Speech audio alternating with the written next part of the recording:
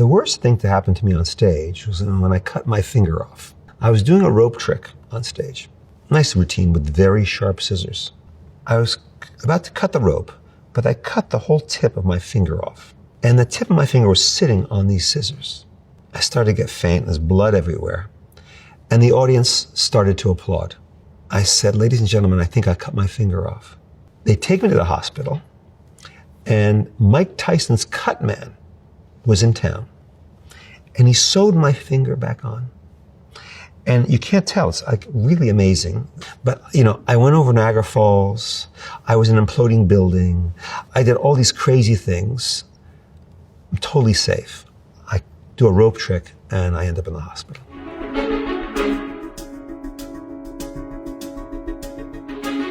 The Vanishing Airplane. My first special was on ABC, introducing the fall season. And it was really frightening. I had all the celebrities of the time, Kate Jackson and Adam Rich from 8 is Enough, and Howard Cosell, all the stars of the ABC season I introduced. Donnie and Marie, they were also professional. I didn't know what to do with my hands. It was like really this crazy thing. But they gave me this chance to be on TV. And my specialty was really telling stories with magic. I wouldn't just vanish a woman in a box. I'd vanish her in a shower, and I'd do the shower scene from the movie Psycho. I would do a sailor number like On the Town, kind of the Bernstein show. I would do amazing stories that dealt with Sam Spade and combining magic with things that were kind of relevant to me at the time. After the ABC show, CBS picked me up, and I was telling my storytelling magic on these specials. And on the second or third special, or maybe it was fourth special, I vanished in an airplane, and that changed everything.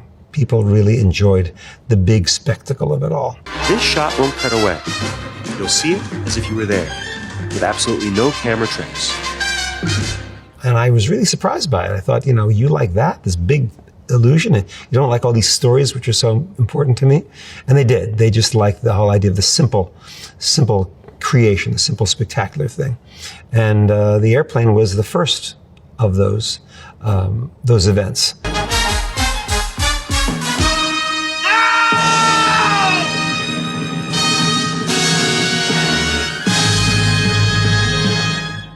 I remember it was the next day incredible. It was like the internet before the internet. It was like being viral around the world. And people talked about that illusion. And we had it surrounded by people. The airplane, it was a Learjet. People remember it as a 747. And I say, okay, that's okay. It was really just a Learjet, a smaller plane. But it was surrounded by a whole audience of people holding hands, blindfolded. The silhouette of the airplane was on the front of the box. You saw the people moving in the airplane silhouette there, and then it vanished. And it was cool. We talked to the people in the environment to really make sure the credibility was there.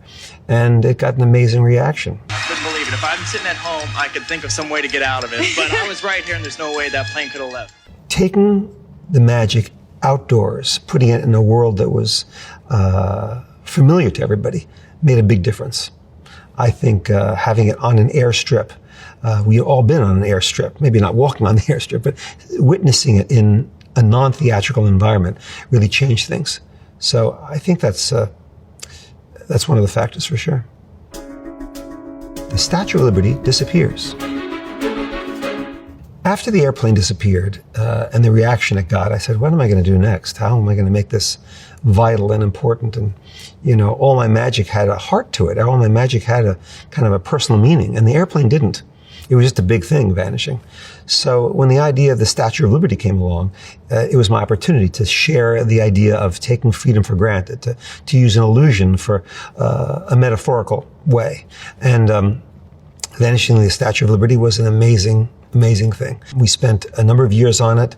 I worked with Frank Capra. I asked Frank Capra to help me write the dialogue from it. And Frank Capra was kind of cantankerous, a very famous fighter. You know, he was a diminutive size, but he was this genius of the cinema and one of my idols. And I went to him and I said, I want to make the Statue of Liberty disappear to show how important our freedom is. And he says, you know, okay. And I said, well, would you help me? I want you to help me write the dialogue for this, because your studio is Liberty Films, all the movies that I loved, you made, you wrote.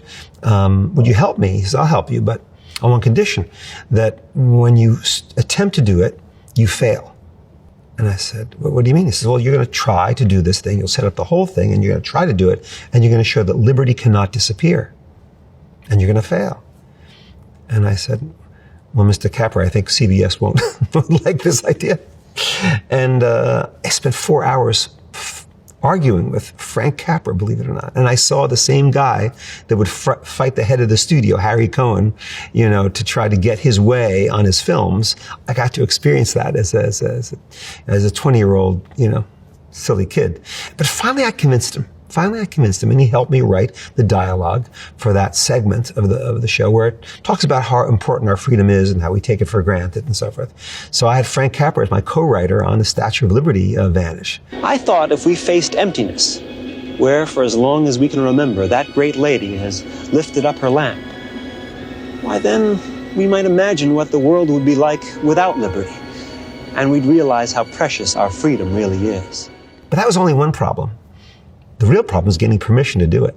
The park department said no, you know, and I think they were right. You know, here's this guy saying, I'm going to make the statue disappear. Will you help me do it? And the Parks Department said, we don't want you to do it. Get out of here.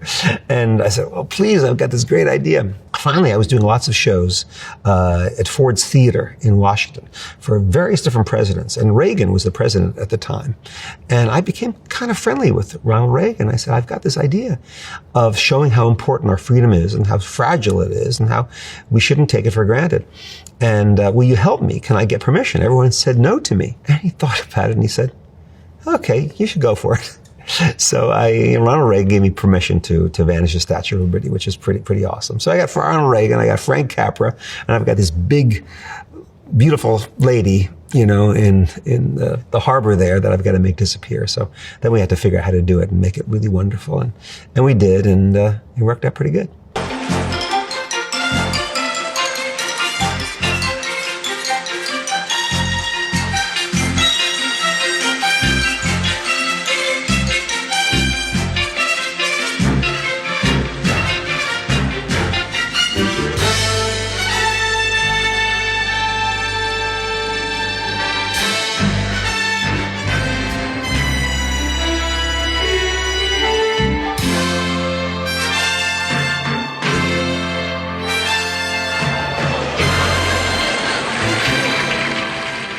It was really, really great. And it really kind of is one of our things in our cultural time. And it was torture for me. The whole thing was torture, but it was glorious torture. It was really worth doing.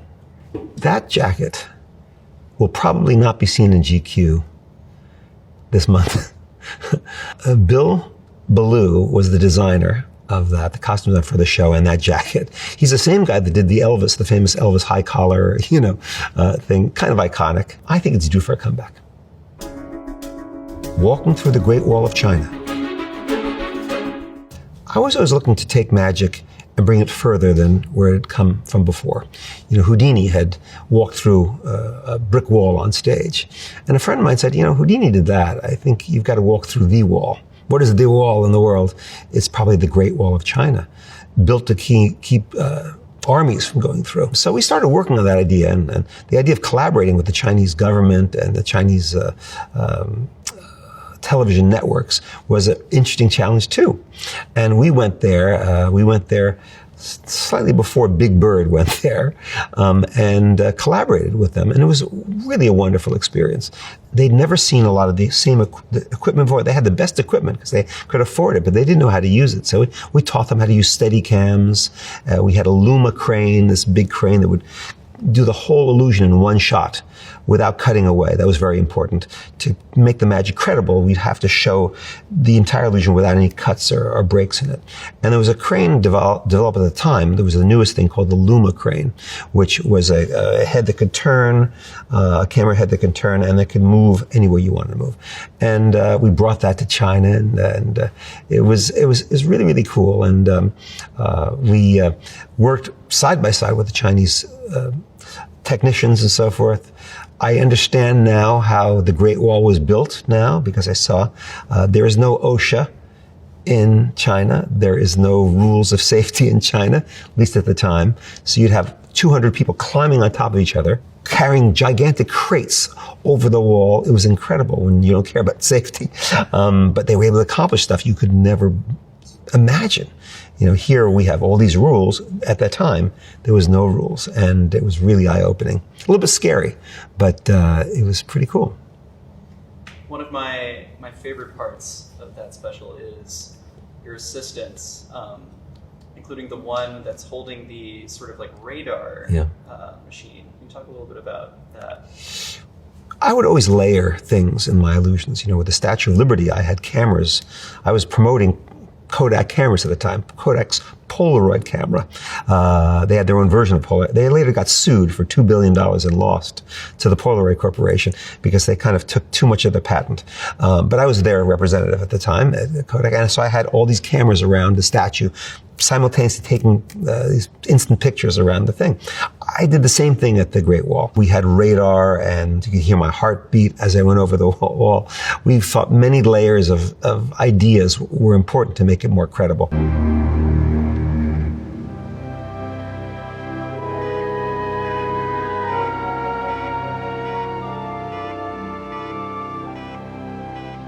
You know, we had the wall inspected, and you know, the wall is, lots of it's in disrepair. It's kind of sad, but it's really beautiful. What's good about it is very beautiful, and it did stop Genghis Khan from coming through, but not this little Jewish kid from New Jersey. You know, I was able to get through there.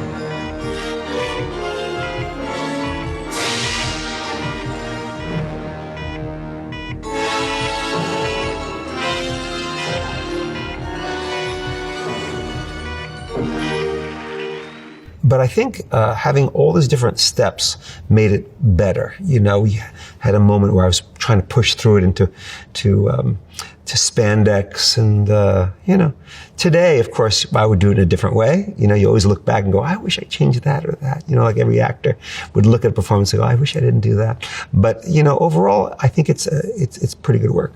What do you wish you had done differently? Well, always different haircuts. Always that. The escape from Alcatraz. This must have been inspired by Houdini, at least in part. Houdini was probably the iconic escape artist, you know, the person that made that idea important. You know, I'd done a few different escapes, but Alcatraz seemed to be, you know, pretty formidable challenge. And we did it as layers and layers and layers. How would you escape from guard dogs, you know? You'd produce a cat. How would you get out of a cell that had a certain kind of lock? Well, you'd form a key with your hands to make it. How would you get through bars? Well, you'd penetrate through them. Of course you would. And at the end, how would you get off of an island that's shark-infested waters and very cold water, and then in the bay? What would you do? And, you know, you'd have to become a guard, you know, and I became a guard at the end, disguised myself and took my cat and got out of there. There's some really unique illusions in that thing. Really, you know, the penetration through the bars is pretty good.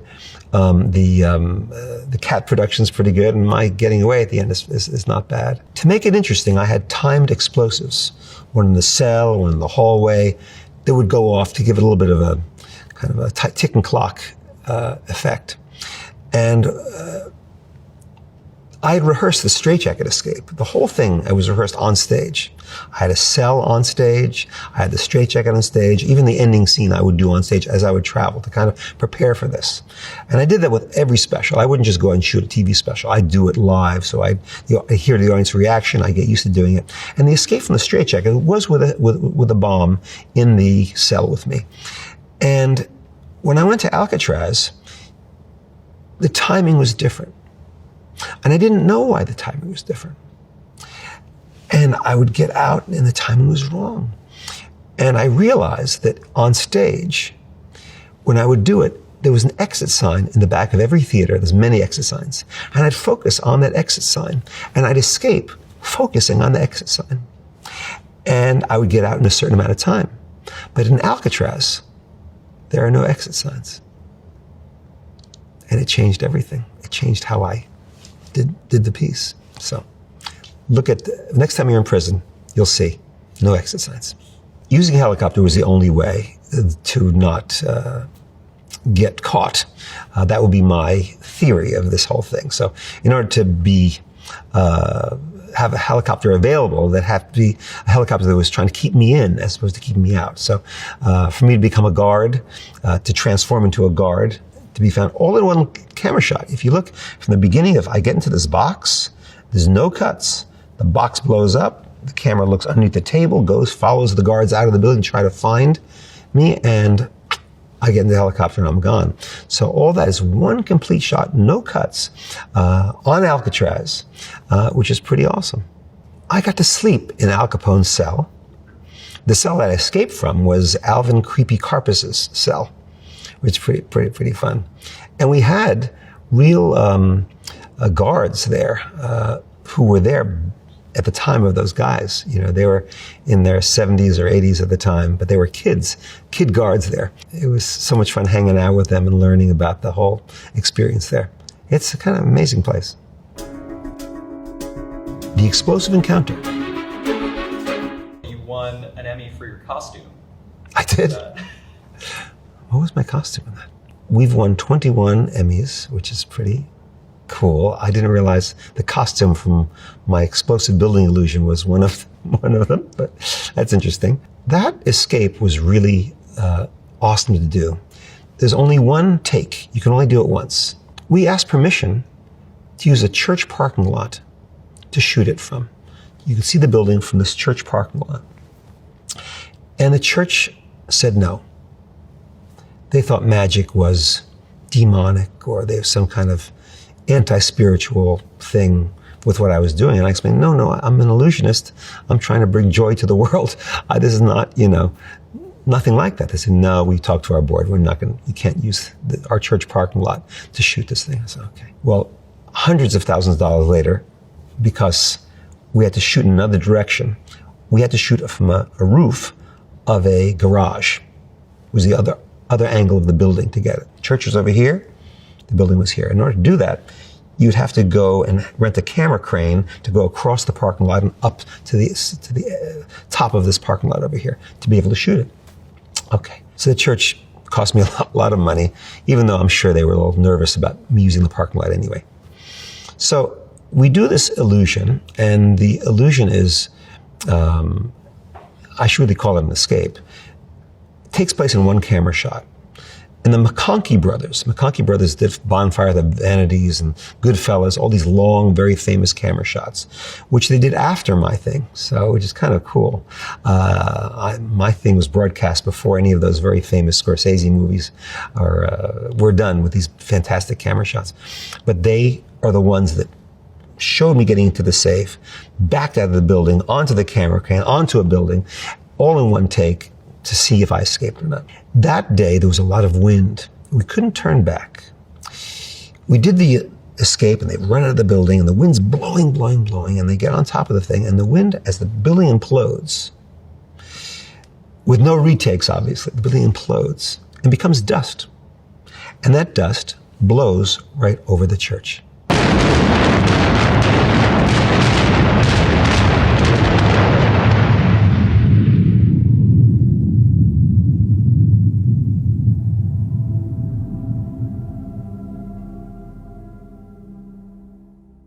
We would have had no escape. It would have been a total bust, because if we were to get permission from the church and shoot from the church parking lot where we wanted to and see a building implode, the dust would have blown over us, no illusion. It would have looked like a camera trick, like a camera cut. So if you watch the video, you'll see that the whole building blows to the side, and that's where we wanted to shoot.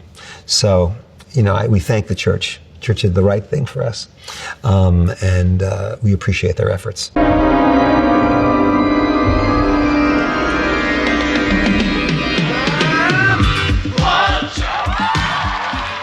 Music is very important to everything I do. If you look at every piece of work that I've done, music is, I study it like Tarantino when he makes a movie. When I heard he does, I said, well, that's what I do. I just really spend years to find the right piece of music for each little thing. I always thought the whole idea of a building imploding was sort of classical in nature. Just to watch a building go in slow motion like that was operatic. It was classical, and I found a Mozart piece I thought would really fit that. And it starts out with me putting a DVD in a DVD. Remember DVDs? There's a little round disc you put in a thing, and anyway, I put it as a DVD, newfangled thing, and you start the DVD, and it begins all of the action.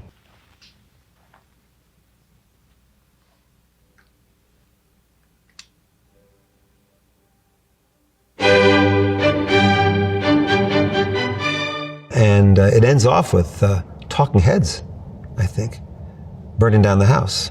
It's kind of obvious, an obvious playoff. Music is really key about this. The whole juxtaposition between this piece of classical music and these brilliant camera operators running out of a building, and people calling up cable because there's no radio control or Bluetooth connection to the thing, and you couldn't trust if it made a disconnection during this one chance of having a building implode.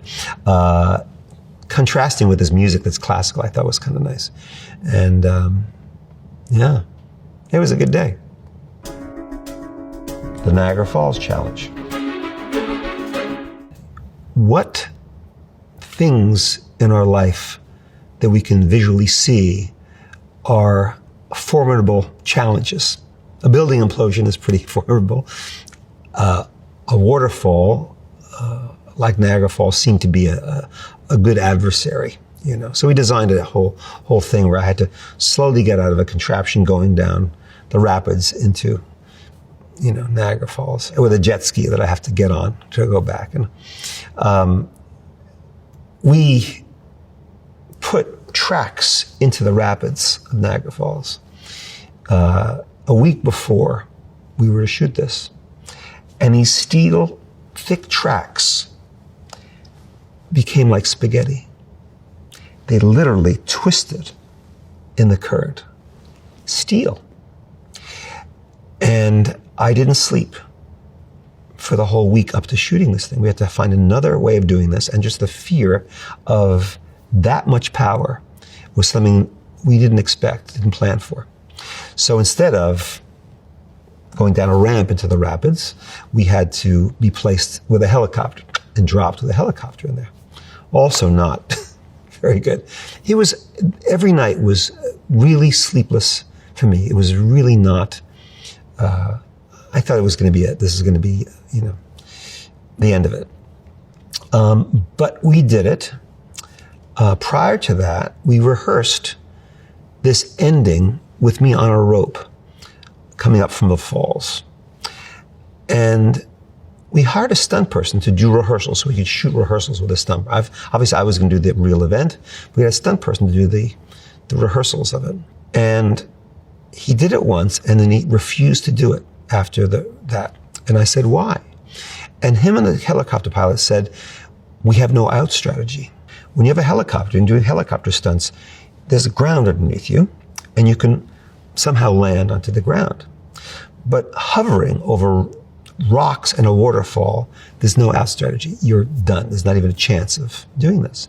So I was the only one that got to do it.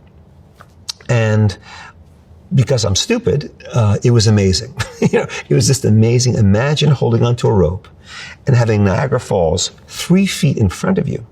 Literally, the water's rushing down like this giant force of nature, literally force of nature, like a curtain in front of you, and splashing you.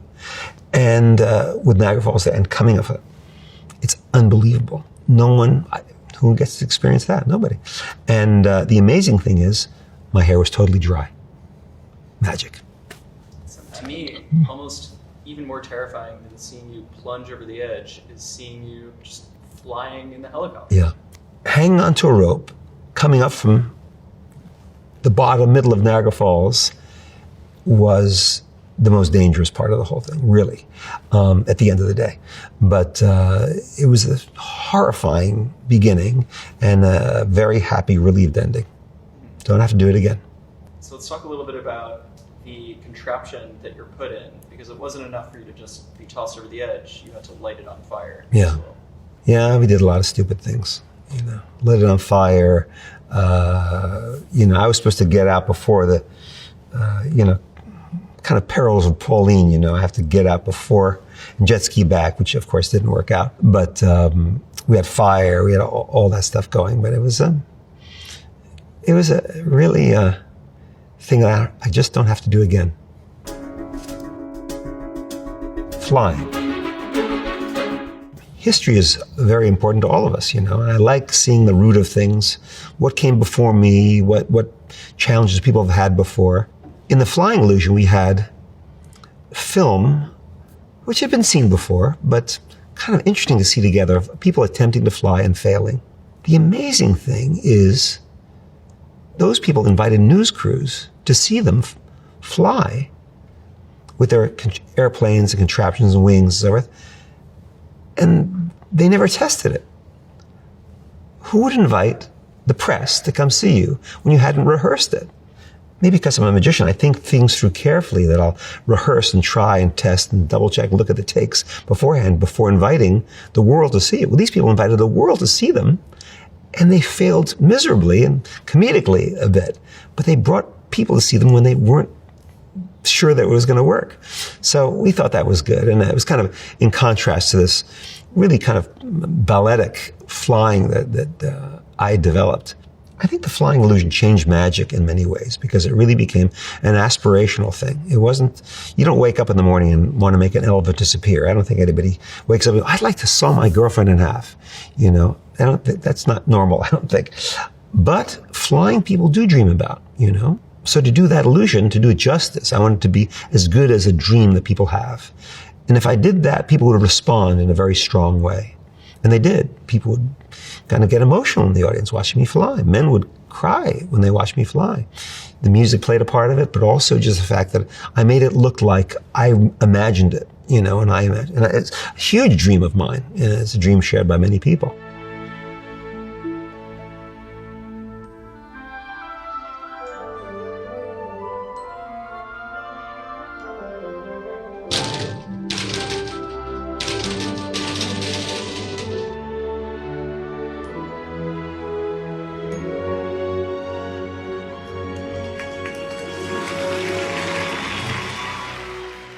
Because I'm a magician, I couldn't just fly.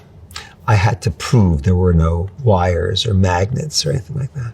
So I looked for every single way to disprove it. We had hoops, around me. We had a plexiglass box, because that's the most understandable way of containing the object that would be flying. And it's something that we developed. My father, in fact, suggested this particular hoop pass that could work. These two hoops that were linked together. That was my father's idea. So I kind of look back and kind of smile and thank him, for that contribution.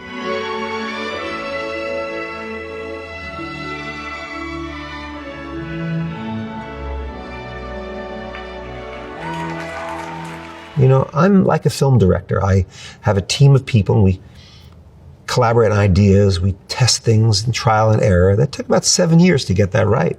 that illusion. But it was worth it. You know, it really still looks pretty good. Having a bird fly with me and just to kind of be an aspirational thing that I would fly with. We toured for 20 years with that illusion. And we'd travel with the bird too. You know, we'd have an eagle with his own bunk in the bus with a camera on him, and he is a free flight bird. He'd fly around the city and fly back to us using falconry, the falconry kind of system of that. You know, today I probably wouldn't do it because I feel a bit differently about using animals in entertainment. But at the time, it was cool, you know, and it was really a really quite beautiful thing. In England, Princess Di came to the show with William and Harry. They were 11 and 13 years old, and I flew as the finale of my show, and it went horribly wrong. So they're in the audience, and I begin this piece by levitating up, and I'm frozen in the air, immobile, can't move. And I don't know what to do. I look out of the crowd, and there they are. And the audience can't hear me because my mic is off for them, but my crew could hear me. And I say, close the curtain, please. And the curtain slowly, painfully closes like this. And I say, leave my mic on. I'm talking to the audience through the curtain, and ladders are coming out to allow me to not be suspended in the air, frozen in space. And as they're getting me down, I said, ladies and gentlemen, stay in your seats. It's going to take 5 minutes. I want you to see this piece because I really think it's pretty good. And 5 minutes take place, and I continue to fly, and it goes beautifully. So I had royalty in the audience, and on stage, a royal up. Portal. What are you going to do when you've done so much stuff, you know? Well, you're going to teleport people. How am I going to teleport people? Make it, you know, transcoastal, you know, or to go from one country to another. If you can make that credible and believable, how would you do that to make an audience really convinced, even for that moment, that you're transporting somebody in a Star Trek fashion to another place? Can you make that happen? So that's a big challenge for me. So we spent 2 years on that, you know, on the road. And after every show, I'd interview people after the show. What did you believe? What didn't you believe? What did you hate? Was that credible? And just to find what little proofs would make it so it would be acceptable and believable. You know, whether it's a signature on your body that would match what you'd see in the other place, a Polaroid that would match that exists. What would be the things that would convince you that it was really happening and not just one big camera trick? That illusion, the portal illusion, was a big arm that was over the audience. So I'm not vanishing a person on stage. I'm vanishing over the audience, suspended, with me and a person vanishing. Pretty good. It's a pretty good illusion. Totally invented from scratch. Doesn't exist in any magic book. And so that illusion's got to be good. And the reappearance has to be good. And the credibility of whether the person really went someplace else has to be believable.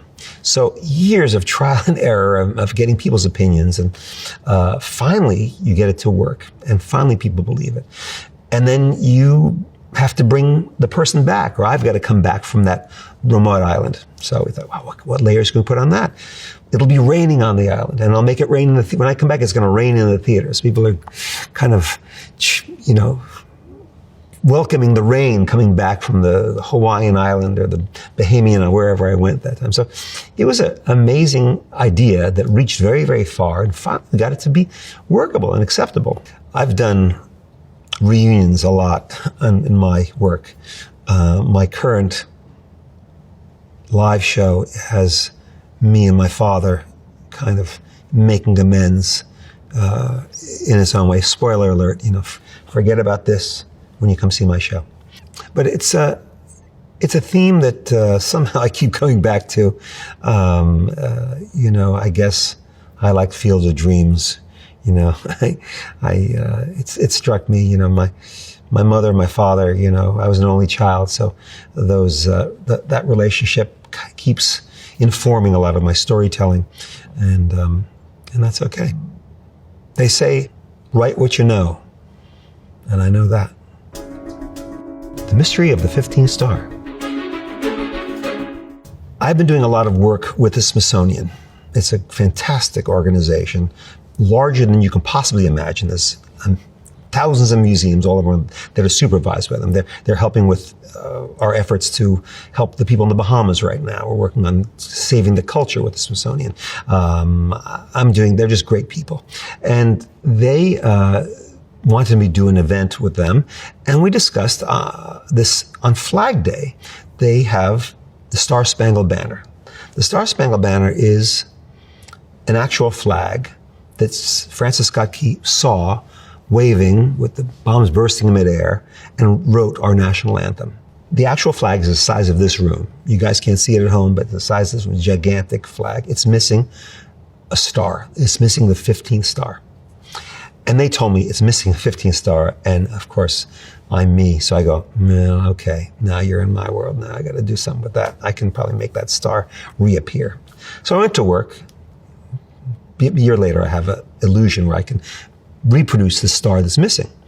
And in my own metaphorical way, show how important us being united is, and how, cooperation between states and cultures and all this coming together in one unified form, we are stronger that way. Each star represents a state in our union. So to restore that star has a great value. And that illusion of making that star appear also is part of the day where we're naturalizing 15 citizens. So we have immigrants coming here, becoming citizens on the same day I'm making that star appear. So it was a really warm kind of thing to do, and the illusion's not bad, and it fits in my wheelhouse for sure. Currently, we're working on things that are really, really remarkable. I love technology. I love technology and art, combining them together. In my show now, I have spaceships and dinosaurs and aliens and time travel, things that aren't in the magic books that exist. But we're developing new things and new technology, which you're going to get to use someday. I get to use it for a while to make it wonderful. But eventually, it'll be part of human life, but it's really, really awesome, and in magic, that's been a pattern. Magicians have used radios and communication devices to read people's minds. Then now we have a cell phone, but this existed as the first smart home to exist was a magic trick. A door that opens by itself was an electromagnet magic effect. Now every grocery store has it. So magicians are at the forefront of creating new technology, which eventually they can't use anymore. It becomes part of the real world. And I'm doing that right now. This illusions that are really wonderful that I'm working on, which will have actual use in society someday. But first, I get to exploit them as pieces of wonder.